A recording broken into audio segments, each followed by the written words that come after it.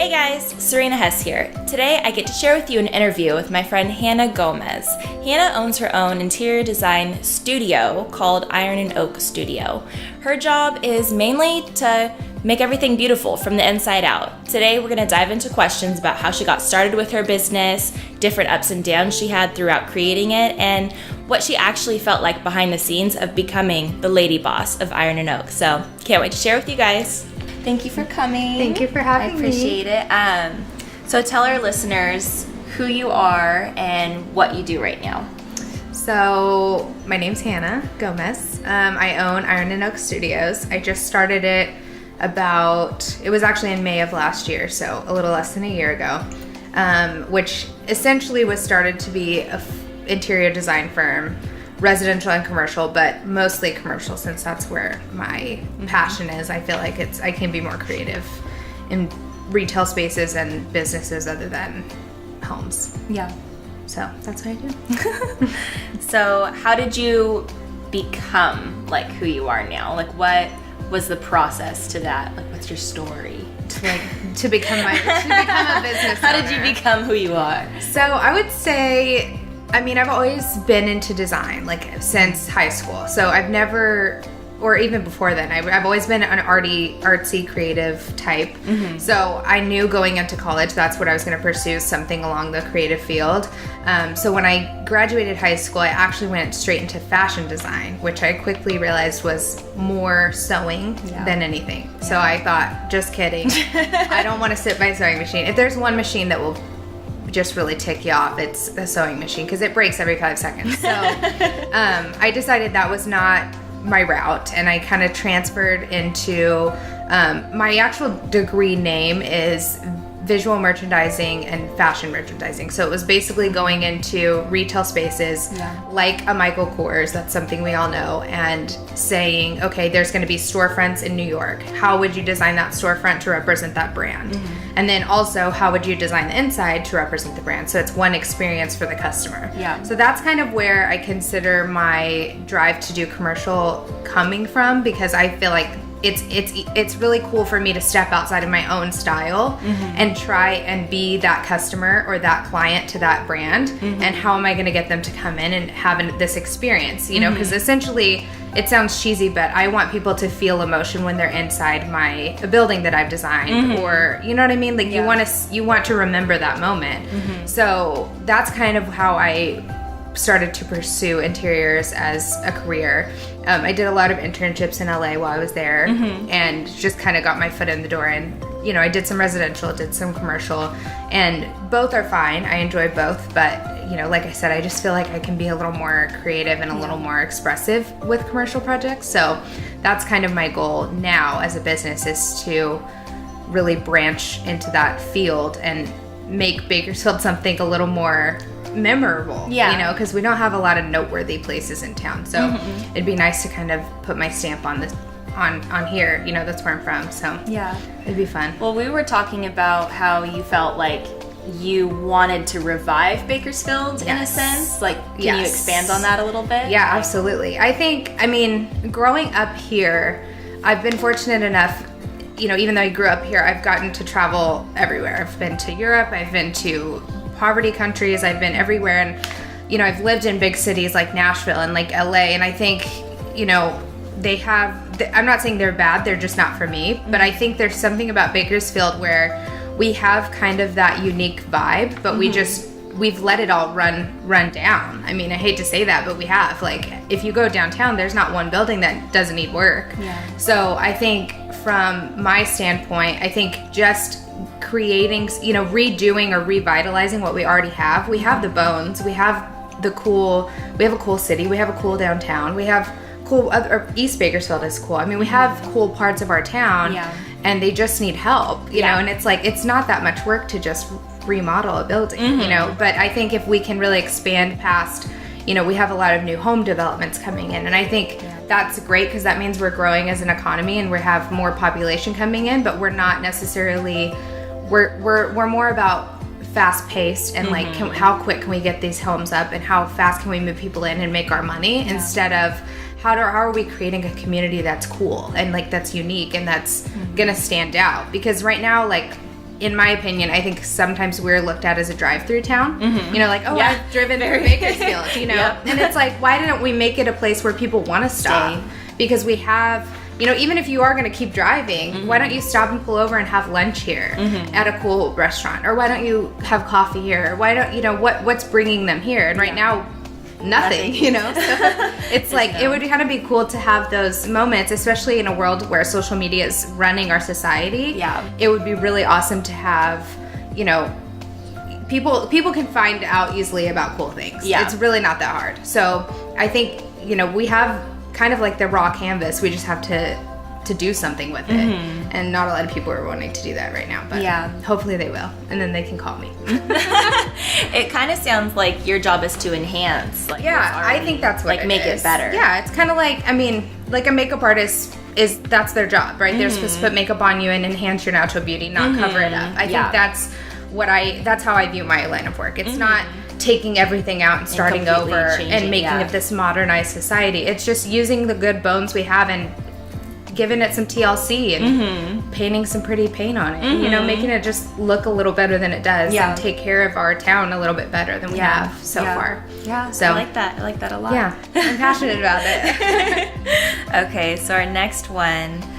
Okay.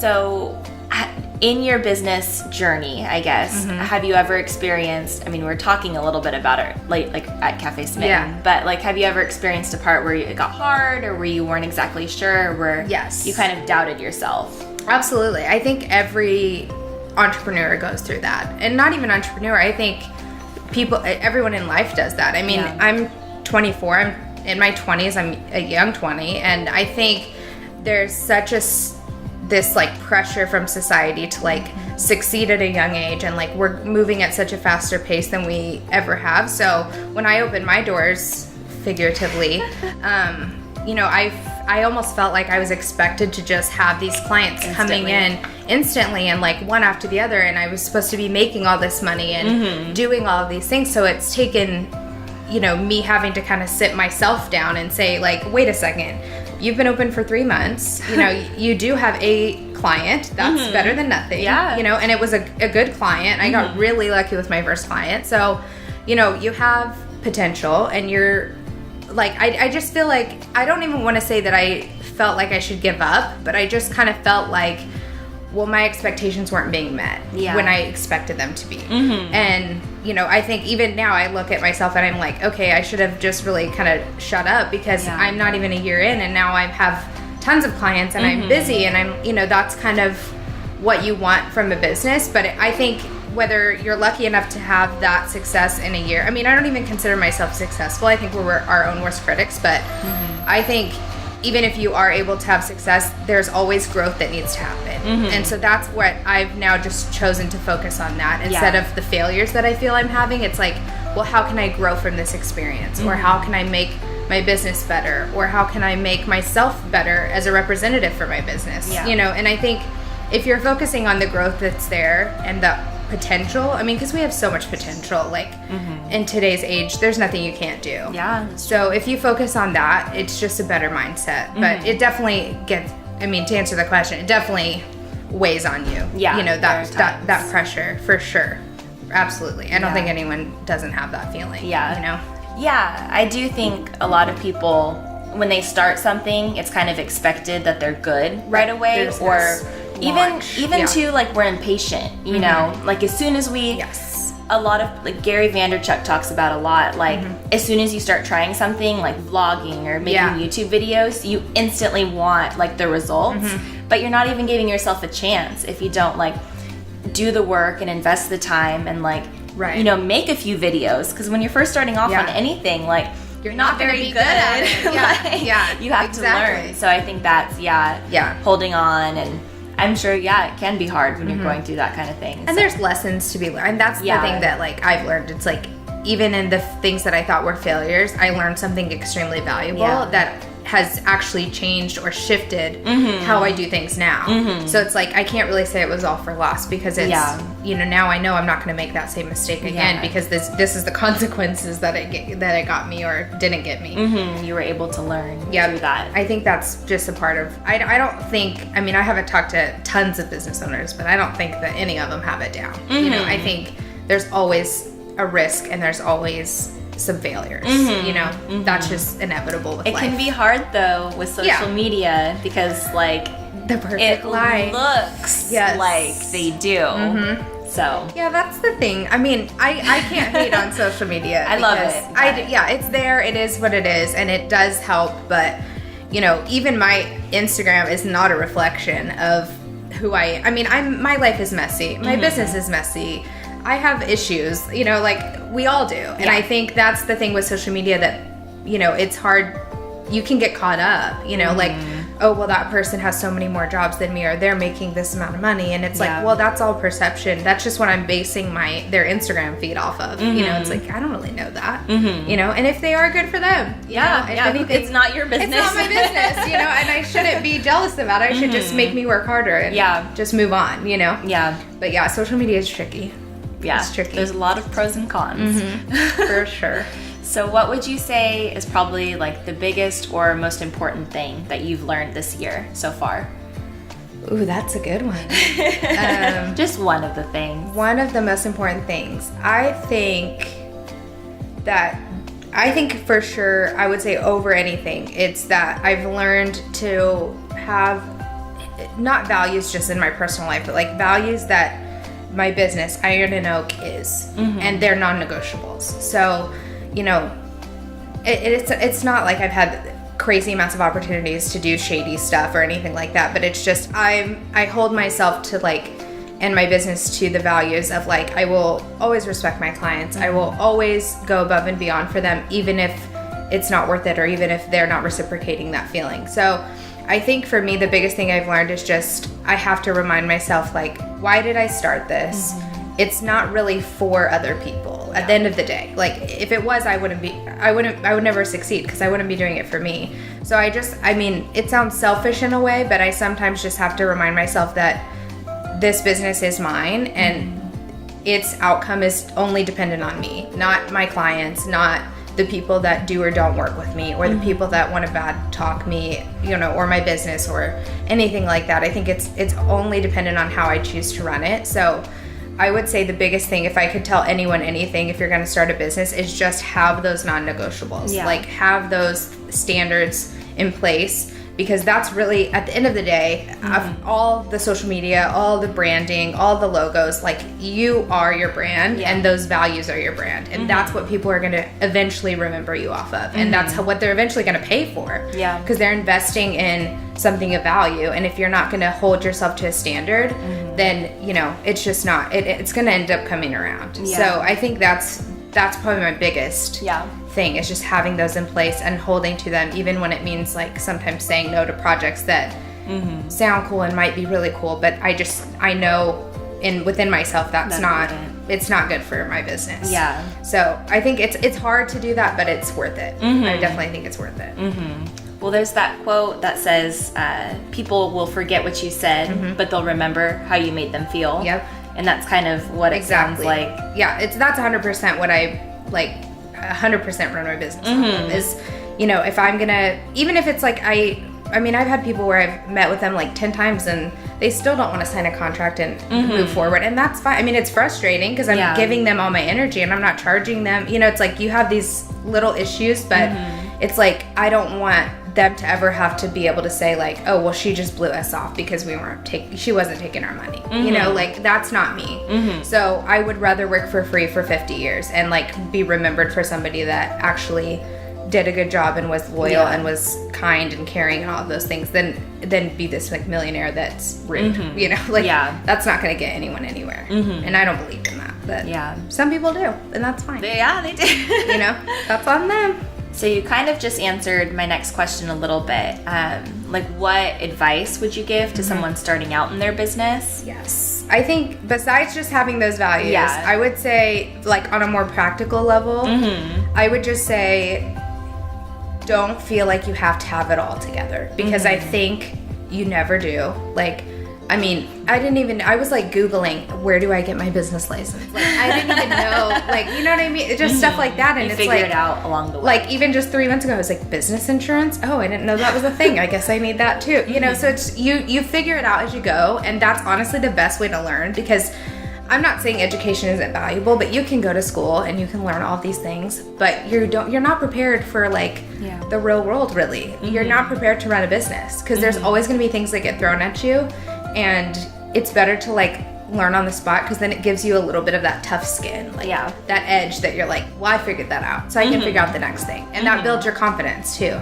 So I would just say, don't feel like you have to pull the trigger when you've got it all together, because you're never gonna have it all together. I mean, I started with literally $0, so like, you know what I mean? It's just, I don't think you have to have this master plan. You know, I don't even have a business plan. I don't know if I'm supposed to say that online, but you're like, but I mean, I don't, because it's like I knew what I wanted to do, and and still to this day, that passion is what drives me forward, not like this mundane, like, I have to get this done. Like, no, I want my business to succeed, so I need to do what I need to do. And then it just happens. So that'd be my advice. Yeah, that's good. Well, because I know for a lot of people, they don't want to start until XYZ. I don't want to start until I have a camera. I don't want to start until I know people that can help. You know what I mean? Instead of just starting, it can be a head game. It is. Like, it's a totally. Like, I'm going to do it. No, I'm not. Like, why do you talk yourself out of it, kind of thing? So. Yeah, I would agree, because I was the same way. I'm like, oh, well, I need a website before I launch, or oh, well, I need to set up my social media, and then I need to have pricing sheets typed out, even though I had no clue. Like, what do I, you know what I mean? Like, what am I charging? What am I, you know? So it's like, I still don't really have everything together, and you get that along the way, you know. And people will honestly, they'll trust you more than they'll trust how prepared you are. You know, because you can talk somebody you can sell somebody with your voice, not with your package. You know, like, oh, I've got all this brochure that I made. It's like, well, you just wasted all this money, because they're really you're selling yourself anyways. So I just think I think you get there. I think that's part of the growing process. So in your business, how do you stay inspired? You talked about that a little bit just now, like keeping it fresh. That is tricky, especially because I think for me personally, I put a lot of pressure on myself to like have an edge and have this like elevated sense of style, you know, and how can I do what no one else has done? And I think that's like such a big task to put on yourself, creatively especially. So I think for sure, I mean, I am like a firm believer in like community over competition. I think it's, you know, the world already has enough competition. I'm not saying I'm gonna like hand somebody my jobs, but I think it's fair to respect the people that are doing what you're doing and see that sometimes they do it better than you, because that just shows you where you need to grow. So I have accounts that I follow and, you know, designers that I kind of keep up with that I'm always like, wow, they do amazing work and they're doing really well. And I think just staying in my bubble, like, you know, my interior design bubble, it keeps me, I mean, we have so many things. We have Pinterest now. We have online social media, all this stuff that you can constantly keep inspired. But I think what I for sure really like to do is travel and like see things in real time. Because like I said, that emotion that I'm wanting to create for other people is what I like to go and sense too. And when you sense that, you're like, okay, like I'm refreshed, I'm revived. So that's pretty much all I do. Do you think it's kind of easy to fall into the work like trap almost? Absolutely. Yeah. I mean, especially like, I mean, my job probably seems really fun because it's like, you know, people see me installing furniture and like decorating and putting pillows on a couch. Yeah, it's like a literal transformation. Right. It's like that part is fun, but that's like once every 4 months. I mean, there's so much work behind the scenes and tons of computer work, which like I'm not a sit down and work kind of gal, so I just dread it. I mean, not because it's not enjoyable, but it's like I will look for hours for the perfect couch or like the perfect pillow. Like, and so that's the kind of stuff that people don't see. And, you know, because it's not the glamorous side, but that's the kind of stuff that, you know, it does get a little mundane, and you get a little drugged down. But then it's like, it all pays off eventually. But it's a lot of work behind the scenes too. So we're on our last question. Oh, almost good. Yeah. We're doing good. Okay, so if you could leave one piece of advice to our listeners, impart your wisdom on them, what would you tell them to remember? I think that's a good question. I would say it's so cheesy and everyone says it, but there's no one that can be you. Mm-hmm. There's no one that can have your brain, your ideas, your personality, your style, your morals in one body. Like there's only one of you. And it's so cheesy, but it's so true. Because if you don't think that you have something to leave to the world, then you're just lying to yourself, and you're letting that little voice get to you. And I think it's really, I mean, we're all guilty of it, but it's so easy to like feel like you're not worth something. And I think especially as women, I mean, that's like our biggest thing. It's like, well, we're not worthy of being the perfect wife to somebody, or being the perfect friend to somebody, or having relationships, or having businesses that thrive. Like, we get that pushed on us from society all the time.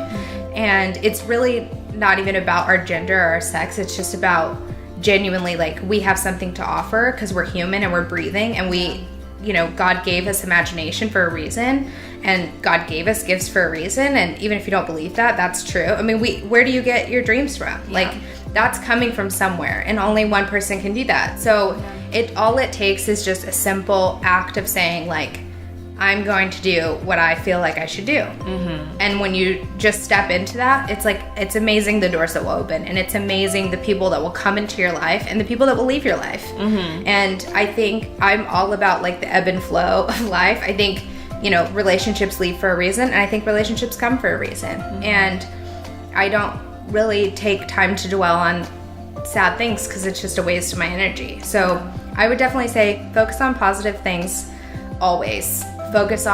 Always dream big. I mean, you can't dream too big. If you heard my dreams, you'd probably all laugh, because it's like, there's like, I'm trying to be Oprah, like at the end of the day, but even people like Oprah started somewhere. Yeah. So it's like, I think dreaming big and not letting any negative stress, anxiety, influences, pressures get to you. Mm-hmm. It's easier said than done, but I think if you can do those two things every day in your life, it will transform how you are in every aspect, in everything. Mm-hmm. So absolutely. Well, perfect. That's my thing. Thank you for being my guest today. Thank you for having me. I love this. That was awesome. I know. I'm like, this is great. Who else wants your podcast? I know. I'm here all day. Wow. Wasn't that interview with Hanah powerful? I just love hearing stories about the women and how they got started in their careers. That's my biggest goal, seeing women reach their potential and do things that they never thought they could do. If you have any ideas for how I can help you, or if you have any questions and how to get to the next level of your life and start doing the things that you really want to do, go ahead and comment below. I read every single one, and I would just love to hear the things that you want to do, the problems that you're facing, just all of your big dreams. I'd love to hear. If you want to follow me, all my stuff is listed below, my Instagram, website, podcast, whatever. It's all there. Until next time, guys, thank you so much for listening in. And it was just an awesome conversation with Hanah. So have a great day, guys, and talk to you soon.